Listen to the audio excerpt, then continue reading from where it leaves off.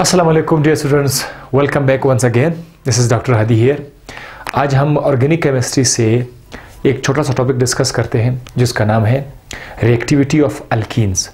और साथ साथ मैं आप के जो कमेंट्स है साथ साथ मैं देख रहा होता हूँ कि वीडियोस कभी कभी वीडियोस डिले हो जाते हैं, हफ्ते में या 4 दिन में कभी कभी आ जाते हैं। तो डेली वीडियोस नहीं आ पा रहे हैं। उसकी वजह यह है कि मेरी मसरूफियात बहुत ज़्यादा है। मैं अकेडमीज़ में भी पढ़ाता हूँ, यूनिवर्सिटी में पढ़ाता हूँ, साथ साथ दूसरा चैनल भी है medical globe bye doctor Hadi के नाम से, जो आपने पहले देखा होगा। जिसने नहीं देखा है वो अभी भी टाइप करके देख भी सकते हैं, medical globe bye doctor Hadi.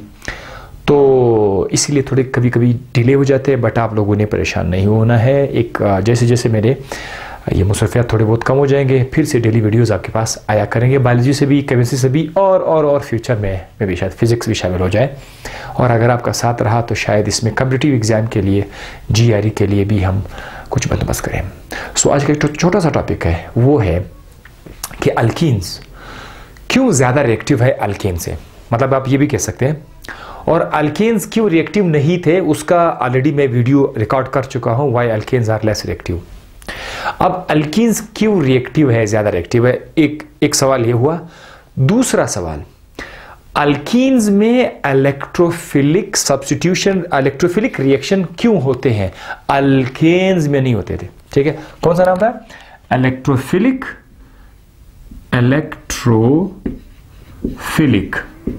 ये जो रिएक्शंस थे, इलेक्ट्रोफिलिक रिएक्शंस।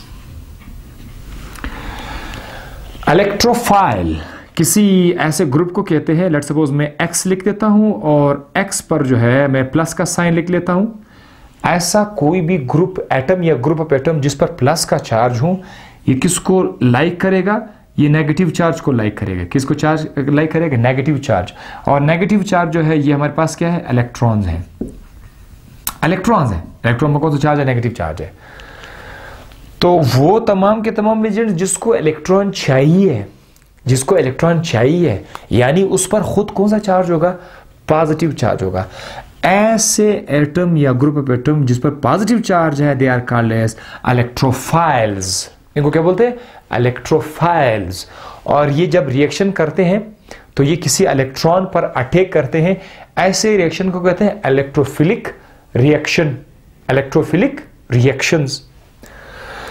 तो अल्कीन्स में ये वाला रिएक्शन है, बट अल्केन्स में ये मौजूद नहीं था। तो इसका जवाब क्या है? इसका जवाब दरअसल क्या है? रिएक्टिविटी ऑफ द अल्कीन्स या reactivity of the pi bond. देखिए, आपको याद होगा जब आप लोग अल्केन पढ़ रहे थे तो अल्केन में हमने ये देखा था कि अल्केन में कार्बन और कार्बन के बीच सिंगल बॉन्ड था। ये आपको याद है? ये सिंगल बॉन्ड है, इसको सिग्मा बॉन्ड सिर्फ कहते हैं। और सिग्मा बॉन्ड के अंदर इलेक्ट्रॉन्स काफी स्ट्रॉन्ग तरीके से जो है अटैच है। लेकिन इसके मुकाबले में अगर हम अल्कीन को उठाएं, अल्कीन में कार्बन और कार्बन के दरमियान सिग्मा बॉन्ड तो है, साथ ही साथ यहां पर आपको एक और बॉन्ड भी मिलेगा जिसका नाम है पाई बॉन्ड। ये जो दूसरा बॉन्ड है इसको बोलते हैं पाई बॉन्ड। अब मैं आपको ये पाई बॉन्ड थोड़ा बताता हूं। जंजाल असल में है क्या चीज, क्या रीजन है कि इसको इतना बदमाश बनाया गया, इतना रिएक्टिव बनाया। वो बेचारे जो अल्केन्स थे वो सब्स्टिट्यूशन रिएक्शन कर सकते थे। सब्स्टिट्यूशन का रिएक्शन मतलब क्या था कि एक कंपाउंड अपना एक एटम देकर उसकी जगह पर कोई दूसरा एटम लाए। सब्स्टिट्यूट, भाई खुद तो जगह नहीं है, एक को निकाला उसकी जगह कोई दूसरा आया, वो सब्स्टिट्यूशन रिएक्शन कर सकते थे। लेकिन ये क्या कर सकते हैं? ये एडिशन रिएक्शन कर सकते हैं। एडिशन का मतलब जानते हैं आप लोग? एक सब्स्टिट्यूट है, एक एडिशन है। सब्स्टिट्यूट का मतलब ये है कि ये एक कंपाउंड है, लेट्स सपोज इसके अंदर बहुत सारे एटम्स हैं। अब इसमें जगह है ही नहीं। अब इसमें किसी दूसरी एटम को लाने के लिए आपको मजबूरन जगह बनाना पड़ेगा। तो जगह बनाने के लिए आपको क्या करना पड़ेगा? आपको एक एटम को आप रिमूव करना पड़ेगा, उसके जगह पर आप कोई दूसरा एटम ऐड करेंगे। So this is called substitute. एक को निकाला, उसकी जगह दूसरा डाला। दूसरा क्या है? Addition reaction. एडिशन में क्या होगा कि पहले से आपके पास एक कंपाउंड है, उसमें सारे के सारे एटम्स अपनी जगह पर है और अभी भी इसमें जगह है, कोई दूसरा ग्रुप या एटम उसके अंदर मजीद ऐड हो सकता है किसी भी दूसरे एटम को निकाले बगैर। This is called as addition reaction. अब एडिशन रिएक्शन अल्केन्स में हमें नजर नहीं आया था। अल्कीन्स के अंदर एडिशन रिएक्शन है। तो ये सारे सवाल के जो जवाब है वो मैं आपको यहाँ पे देता हूँ। ये जो पाई बॉन्ड है दरअसल में ये किस तरह बनते हैं, अगर आपको याद हो, ये भी हमने डिस्कस किया हुआ है, sp3 हाइब्रिडेशन, sp2 हाइब्रिडेशन, बड़े तफसील से मैंने लिखा था। आप लोग अभी भी यूट्यूब पे जाकर टाइप कर सकते हैं sp3 hybridization concept by doctor Hadi, आपको सारा कॉन्सेप्ट मिलेगा। लेकिन आज मैं जस्ट थोड़ा सा रिपीट करूंगा। ये जो कार्बन आप देख रहे हैं, इनके आसपास आपको ऑर्बिटल्स नजर आएंगे। ये जो गोल दायरे गुब्बारे नुमा स्ट्रक्चर आप देख रहे हैं, ये एक छोटे छोटे से इलाके हैं, स्पेस है कार्बन के आसपास, और इसके अंदर आपको इलेक्ट्रॉन्स मिलेंगे। ठीक है, तो ये दो तरह के, जो रेड कलर आप देख रहे हैं, यहाँ पर आप सब कार्बन की तरफ आ जाइए। जो रेड कलर आप देख रहे हैं ये एक sp3 ऑर्बिटल है और ये भी एक sp3 ऑर्बिटल है। अगर इन ऑर्बिटल्स को हम आपस में कंबाइन करेंगे तो इसको बोलेंगे हेड टू हेड ओवरलैप। क्या करेंगे? Head to head overlap. अभी sp3 छोड़ो, अक्सर अगर आप इसे कोई नया स्टूडेंट है तो बेचारा हैरान हो जाएगा sp3 क्या है। बस यूज में कि ये एक ऑर्बिटल है, ये दूसरा ऑर्बिटल है, ये एक कार्बन है दूसरे कार्बन का, ये ऑर्बिटल इसके साथ एक दूसरे के साथ क्या करेगा? ओवरलैप करेगा। ओवरलैप करने के बाद क्या होगा? जाहिर है पहले तो इसके अंदर भी एक इलेक्ट्रॉन था, इसके अंदर भी एक इलेक्ट्रॉन था। अब क्या होगा कि ये दोनों इलेक्ट्रॉन यहाँ पर क्या करेंगे? इधर शेयर हो जाएंगे। और अब हम क्या करेंगे? सादा अल्फाज में कार्बन कार्बन दोबारा लिखेंगे, ये गुब्बारे ख़त्म करेंगे, इसके बीच से इसके जगह सिर्फ एक लाइन लिखेंगे। ये जो एक लाइन है, this is your sigma bond. ये आपका कौन सा बॉन्ड है? सिग्मा बॉन्ड है। और सिग्मा बॉन्ड हमेशा किस तरह बनता है? End to end overlap, end to end या head to head overlap, head to head overlap, इसको हम कहते हैं हेड टू हेड ओवरलैप। और ये सिग्मा बॉन्ड होता है। इस सिग्मा बॉन्ड में इलेक्ट्रॉन बड़े स्ट्रांग तरीके से जो है अटैच है। इसको आप आसानी से आप इस पर आप अटैक नहीं कर सकते, इसको तोड़ नहीं सकते बॉन्ड को। ठीक है, स्ट्रांग बॉन्ड है। लेकिन इसके बरक्स अगर आप यहाँ पर आ जाओ, फिर से कार्बन कार्बन है, यहाँ पर जब कोरेट नजर आ रहा है, ये तो बिल्कुल सही है। ये जो रेड वाले ऑर्बिटल्स है, इसमें एक एक इलेक्ट्रॉन तो है। अब एक एक इलेक्ट्रॉन तो है, तो ये रेड ऑर्बिटल्स ओवरलैप करके ओके फाइन, ये ओवरलैप कर सकते हैं, ये ओवरलैप कर सकते हैं।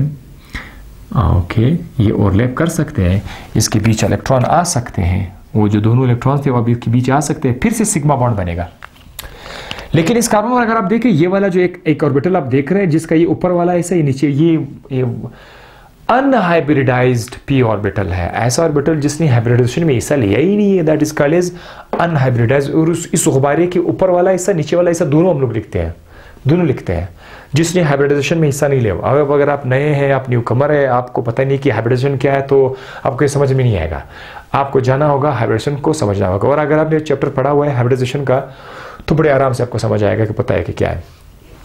तो जिस लोब का हम एक सिंगल लोब लिख देते हैं वो हाइब्रिडाइज्ड है, और जो कि दोनों लोब्स बराबर हम लोग कहते हैं ये अनहाइब्रिडाइज्ड p ऑर्बिटल। इसमें भी इलेक्ट्रॉन है, लेकिन ये जो इलेक्ट्रॉन है ये आप यहाँ पर नहीं लिख सकते हैं कि सिर्फ इधर है। ये इलेक्ट्रॉन इस तेजी से घूम रहा है कि ये यहाँ पर भी हो सकता है, यहाँ पे भी हो सकता है, और वो जो इसका इलेक्ट्रॉन जो है ये यहाँ पर भी हो सकता है, यहाँ पे भी हो सकता है। तो ये चक्कर लगा रहा, कहीं भी आपको मिलेगा, लेकिन इसी इलाके के अंदर ही होगा, इलेक्ट्रॉन होगा। अब अगर ये ओवरलैप करेंगे, ये ऐसे भी ओवरलैप कर सकते हैं। ठीक है, इसको तो आप ऐसे टच तो नहीं कर सकते, लेकिन हम आपको आसानी के लिए कहते हैं कि ये साइड टू साइड ओवरलैप कर रहा है। ये अब क्या हो रहा है? This is side to side overlap. अगर ये साइड टू साइड ओवरलैप करेंगे तो फिर ये दो बॉन्ड नहीं, अब तीन बॉन्ड नहीं बनेंगे, क्योंकि एक बॉन्ड तो पहले से ये है, तो सिग्मा है।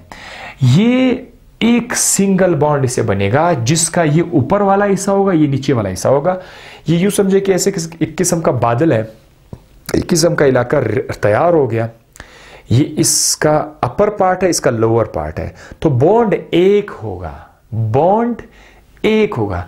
स्टूडेंट को बताने के लिए हम लोग दो लाइनें शो करते हैं। बाद स्टूडेंट ये समझते हैं कि ये पहला बॉन्ड है सिग्मा, ये दूसरा बॉन्ड है, तीसरा बॉन्ड है। नहीं, ऐसे नहीं है, ऐसी बात नहीं है। ये एक ही बॉन्ड के दो हिस्से हैं, upper part and lower part. ठीक है, सो इस बॉन्ड को हम लोग सादा अल्फाज में कैसे शो करते हैं?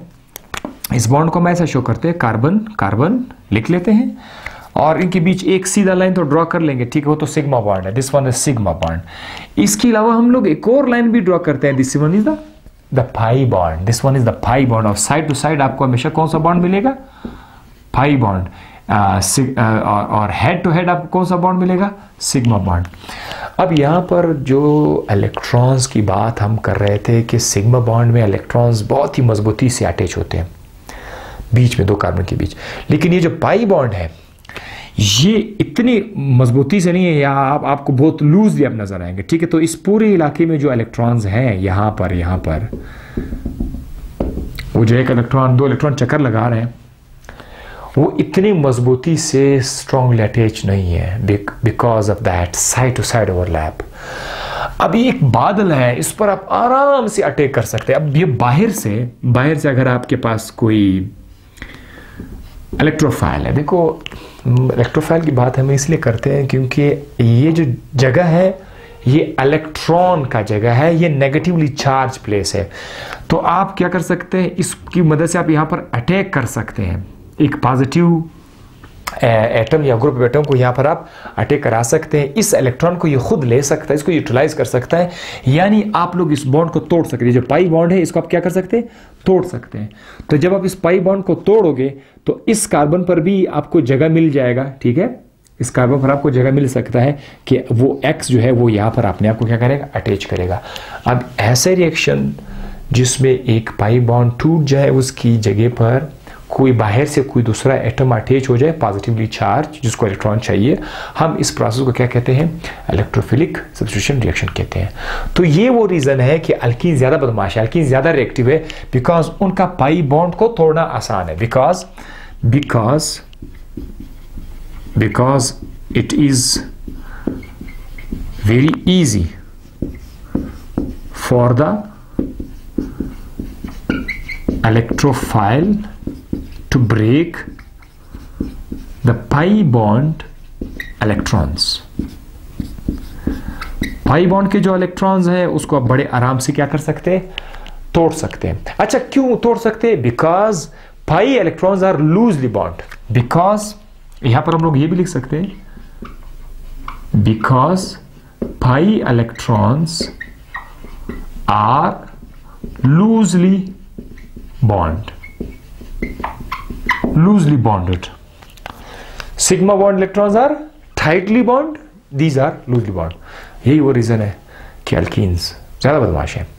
और नेक्स्ट वीडियो में हम आपको बताएंगे कि अल्कीन्स के रिएक्शंस कौन से हैं, द रिएक्शंस ऑफ अल्कीन्स, और आपको पता चल जाएगा कि अल्कीन्स एडिशन रिएक्शंस कर सकते हैं। उस वीडियो में आपके साथ मुलाकात होगी इंशाल्लाह। तब तक के लिए मुझे दीजिए इजाजत। अल्लाह हाफिज़ एंड बाय बाय।